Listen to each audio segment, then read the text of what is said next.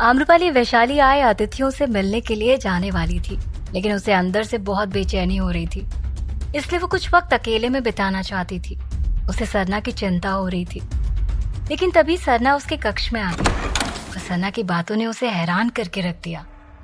सरना ने जब उसे कहा कि अब मेरी बारी है और अब अंतिम फैसला होगा, तो ये सुनकर आम्रपाली ने कहा, सरना तुम्हें क्या हुआ है? तुम जानते हैं तुम्हें कुछ भी याद नहीं, लेकिन क्या तुम सही और गलत में फर्क करना भूल गई हो? किसने क्या कहा है तुमसे? तुम हमें बता तो सकती हो ना?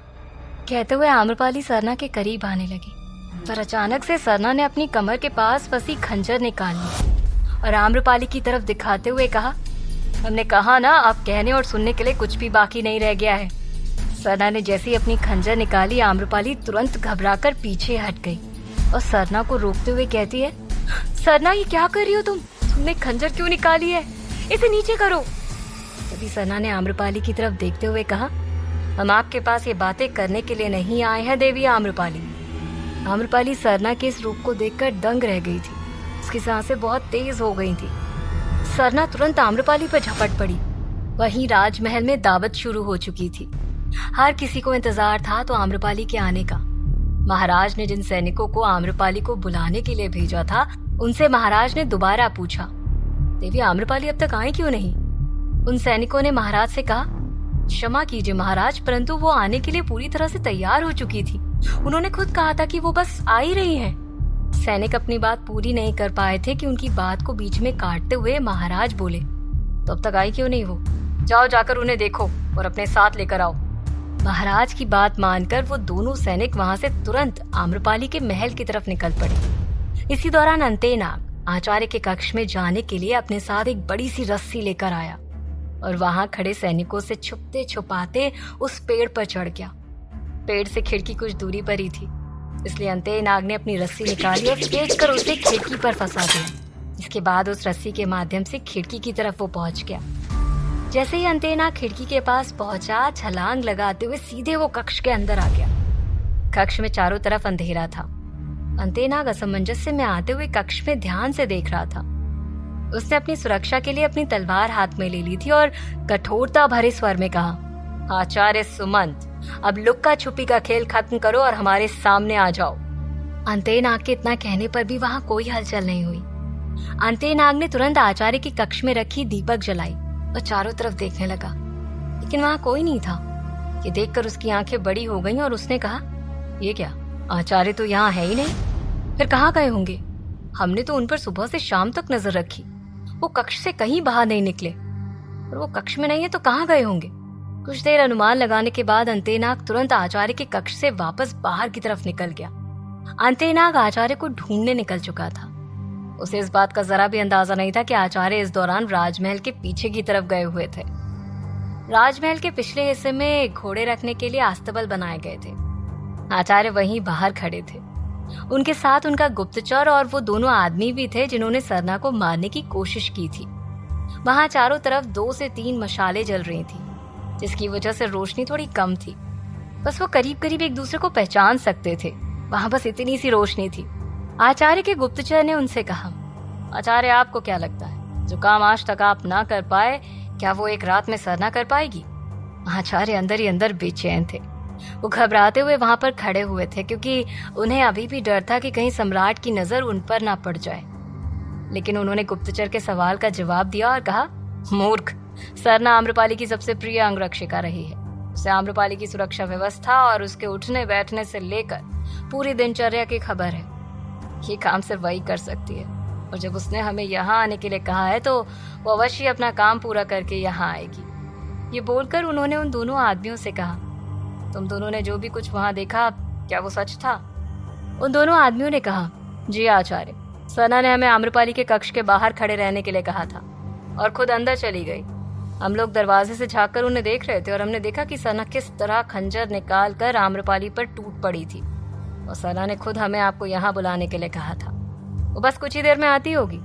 सरना जब आम्रपाली के कक्ष में जा रही थी तब वो अकेली नहीं थी। उसके साथ आचार्य के वो दोनों आदमी भी थे जो उसकी सहायता के लिए उसके पास पहुंच गए थे। जैसे ही उन्होंने अपनी बात खत्म की, घोड़े के चलने की आवाज आने लगी। आवाज को सुनकर आचार्य और वो सब तुरंत अपनी आंखों पर जोर देते हुए सामने की तरफ देखने लगे। कि आखिर कौन आ रहा है। देखते ही देखते सरना अपने हाथ में घोड़े की कमान थामे चले आ रही थी और घोड़े पर कंबल से लिपटा हुआ कुछ भारी सा सामान टंगा हुआ था। ये देखकर आचार्य हैरान भी थे और परेशान भी। जैसे ही सरना उनके करीब पहुंची, उन्होंने तुरंत उससे पूछा, सरना, क्या तुमने अपना कार्य पूरा कर दिया? आचार्य के सवाल पर सरना ने अपने हाथ में रखा खंजर उनकी तरफ बढ़ा दिया और कहा, हमने आपको वचन दिया था आचार्य, कार्य तो पूरा करना ही था। खंजर में चारों तरफ खून लगा हुआ था। ये देखकर आचार्य के चेहरे पर खुशी की लहर दौड़ पड़ी। वो सरना के सामने अपनी खुशी रोक नहीं पाए। उन्होंने जल्दबाजी करते हुए कहा, तो कहाँ है फिर आम्रपाली का शव? आचार्य को इस तरह से खुश होते हुए देखकर सरना उन्हें संदेह भरी नजरों से देखने लगी और कहती है, आचार्य, आप इतना खुश क्यों हो रहे हैं? देवी आम्रपाली के मरने से आपको क्या फायदा होगा? सरना के सवाल पर आचार्य ने तुरंत अपनी मुस्कान को रोकने की कोशिश की और कहा, अरे तुमने एक साथ कई सारे लोगों की जान बचा ली है। तुम तो जानती हो ना कि वो ना सिर्फ तुम्हें बल्कि हमें भी मारने वाली थी। ये बोलकर आचार्य ने देखा कि सरना उनकी बात ध्यान से सुन रही है। तभी वो आगे कहते हैं, तो फिर समय व्यर्थ मत करो सरना, जल्द से जल्द हमें आम्रपाली का शव दिखाओ।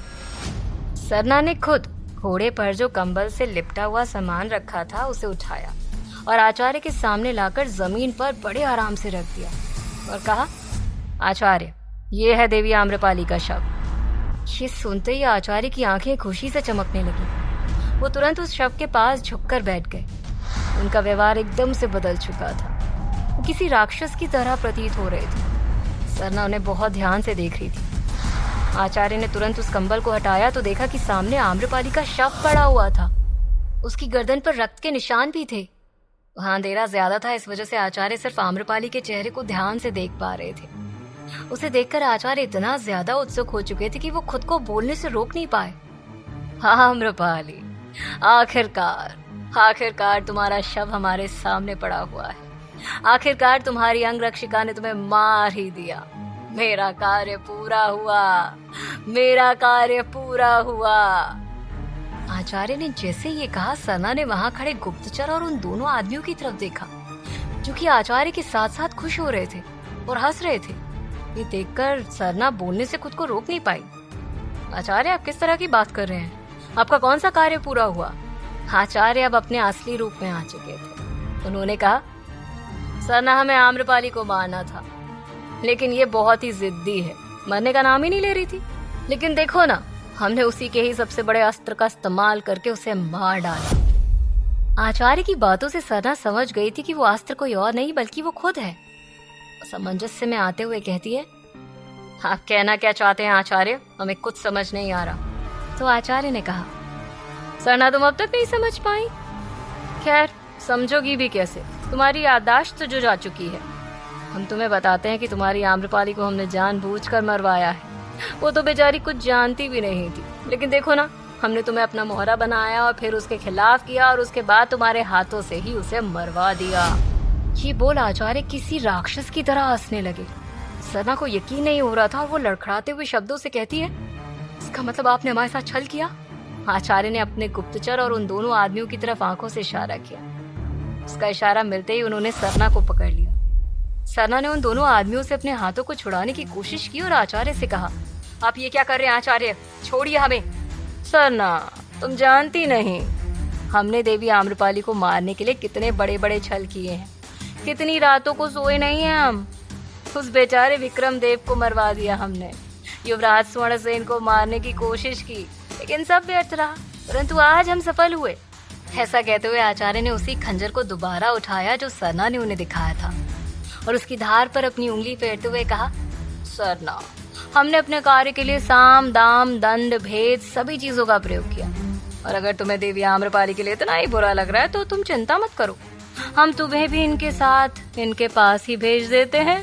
सरना और ज्यादा घबराई हुई नजरों से आचार्य की तरफ देखने लगी। आचार्य उस खंजर को लेकर सरना के पास आए और आगे कहते हैं, वैसे तुम्हें मारते हुए हमें बहुत बुरा लग रहा है, लेकिन इससे भी कहीं ज्यादा बुरा तब लगा था जब हमें पता चला कि तुम जीवित हो। क्या? सरना सवालिया नजरों से आचार्य की तरफ देख रही थी। आचार्य ने अपनी बात जारी रखी और आगे कहा, सरना, तुम्हारी जो ये याददाश्त है ना, वो किसी और की वजह से नहीं, हमारी वजह से गई है। मतलब हमने तुम्हें मारने के लिए इन दोनों को भेजा था, लेकिन देखो ना, तुम बच गई।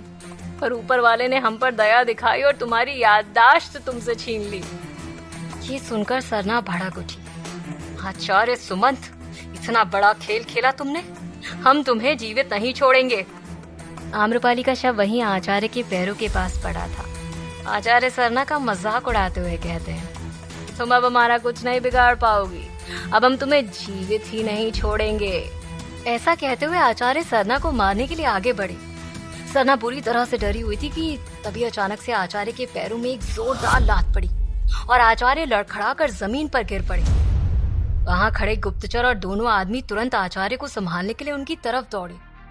आचार्य जब हिम्मत करते हुए उठे और जब सामने देखा तो उनकी आंखें फटी की फटी रह गईं। उनके सामने आम्रपाली सरना के साथ खड़ी थी। आम्रपाली को जीवित देखकर आचार्य सरना की तरफ क्रोध से देखने लगे और आम्रपाली से कहते हैं, तुम जीवित हो? इसका मतलब वो लात तुमने हमें मारी? सरना और आम्रपाली दोनों के चेहरे पर मुस्कान थी। आम्रपाली ने कहा, आचार्य, हमने कहा था ना कि सिर्फ नाम के आगे आचार्य लगा लेने से कोई विद्वान नहीं बन जाता। उसके लिए शस्त्र पढ़ने पड़ते हैं और निजी जीवन में उसको लागू भी करना आना चाहिए। और हमें नहीं लगता कि आपने ये पढ़ा होगा कि बुराई कितनी भी मजबूत क्यों ना हो, बुराई चाहे हर कदम पे जीत हासिल क्यों ना करे, लेकिन अंत में सफलता सिर्फ सच्चाई की होती है। आपने क्या सोचा था कि आप सरना को हमारे खिलाफ खड़ा कर देंगे तो आपका काम आसान हो जाएगा? आचार्य आम्रपाली की तरफ घूर कर देख रहे थे। आम्रपाली ने अपनी बात जारी रखते हुए कहा, सरना हमारी प्रिय मित्र है आचार्य। हम संसार की सारी बातें ही क्यों ना भूल जाएं, पर इस मित्रता को हम कभी नहीं भूल सकते। तभी सरना ने बात आगे बढ़ाते हुए आचार्य से कहा, आपको क्या लगता है कि आप हमारी याददाश्त का फायदा उठा लेंगे? हमें तभी सब कुछ याद आ चुका था जब हम आपके इन दोनों आदमियों से टकराए थे। कहते हुए सरना ने उन दोनों आदमियों की तरफ देखा और फिर कहा, इन्हें हम कभी नहीं भूल सकते कि किस तरह इन्होंने हमें जिंदा दफनाने की कोशिश की थी। हमें जैसे ही सब कुछ याद आया, हम सबसे पहले युवराज स्वर्णसेन और भानु प्रताप जी के पास गए, उन्हें सब कुछ बताया और फिर देवी आम्रपाली के पास गए। जैसे ही सरना बोलकर चुप हुई, आचार्य ने पूछा, तो तुमने कक्ष में आम्रपाली को मारने की कोशिश क्यों की थी जब तुम्हें सब कुछ याद आ चुका था? तो सरना ने कहा, क्योंकि आपके ये दोनों आदमी हम पर नजर रखे हुए थे। यदि हम पहले ही देवी आम्रपाली को सब कुछ बता देते तो फिर आपको कैसे पकड़ पाते? आपसे भी तो सच उगलवाना था। जैसे ही सरना ने ये सब आचार्य के सामने कहा, आचार्य बौखला उठे और सरना की तरफ खंजर करके दौड़ पड़े। हम तुम्हें नहीं छोड़ेंगे सरना। आम्रपाली और सरना तुरंत पीछे की तरफ बढ़ने लगे। तभी गुप्तचर और उन दोनों आदमियों ने जाकर उन्हें पकड़ लिया। आचार्य सरना पर खंजर से वार करने ही वाले थे कि तभी आचार्य का हाथ उस अंधेरे में किसी ने पकड़ लिया। आचार्य ने जब सामने देखा तो वहां सम्राट बिंबिसार खड़े थे। उन्होंने अपने दांत पीसते हुए आचार्य से कहा, अब ऐसी गलती मत करना आचार्य। कहते हुए उन्होंने कसकर एक घूंसा आचार्य के चेहरे पर मार दिया, जिससे आचार्य जाकर जमीन पर गिर पड़े। लेकिन वो उठ पाते उससे पहले युवराज स्वर्णसेन और राजकुमार मणिधर ने उन्हें घेर लिया। वो वहीं घुटनों के बल बैठ गए। सम्राट के गुस्से की वजह से उनके मुख और नाक से खून निकल चुका था। सम्राट बिंबिसार और उन सबको वहां पर देखकर वो दोनों आदमी और आचार्य का गुप्तचर तुरंत वहां से भाग निकले। सम्राट बिंबिसार ने आचार्य से कहा, आचार्य, तुम्हारा सच अब सबके सामने है, तो बताओ ये सब क्यों कर रहे हो और किसके कहने पर तुमने ये सब किया है? आचार्य घायल भेड़िए की तरह वहां बैठा हुआ था। सम्राट की तरफ गुर्राकर गंभीर नजरों से उससे देख रहा था। उसने कहा, कौन क्या कर रहा है और कौन क्या नहीं कर रहा, इस पर तो तुम्हारा बहुत ध्यान है। और भानु प्रताप, लेकिन खुद तुम क्या कर रहे हो शायद तुम भूल चुके हो। आचार्य ने ये कहा। आचार्य के ये कहते ही आम्रपाली, सरना, राजकुमार मणिधर मगर युवराज को छोड़कर सभी दुविधा में थे और हर कोई सम्राट की तरफ असमंजस से भरी नजरों से देख रहा था कि आखिर आचार्य भानु प्रताप जी के लिए ऐसा क्यों कह रहे हैं। क्या वो उन्हें जानते हैं? ये सारे सवाल उन सबके मन में चल रहे थे कि तभी सम्राट ने आचार्य को धमकाते हुए कहा, ये क्या बकवास कर रहे हो तुम, और जो पूछा है वो बताओ, अन्यथा कुछ बोलने लायक नहीं बचोगे। आचार्य ने अपनी नाक से बहते खून को पोंछा और आम्रपाली को घृणा भरी नजरों से देखते हुए कहा, बोलने लायक तो आपने किसी को नहीं छोड़ा है भानु प्रताप जी, और ये सब सिर्फ इस आम्रपाली की वजह से हो रहा है। हम भले ही मर जाएं लेकिन अपना कार्य तो अवश्य पूरा करेंगे। कहते हुए आचार्य ने झट से अपने सामने पड़ा खंजर उठाया और आम्रपाली की तरफ दौड़ पड़े। आम्रपाली ने घबराकर अपनी आंखों के सामने बचाव करते हुए अपने चेहरे को हाथ से छुपा लिया। लेकिन तभी सम्राट ने तुरंत युवराज की कमर में फंसे म्यान से तलवार निकाली और तुरंत आचार्य की पीठ पर घोंप दी। क्या आचार्य का खेल खत्म हो चुका था या फिर शुरू होने वाला था कोई नया महासंग्राम? क्या आचार्य के साथ साथ महारानी का भी सच सबके सामने आ पाएगा? जानने के लिए सुनते रहिए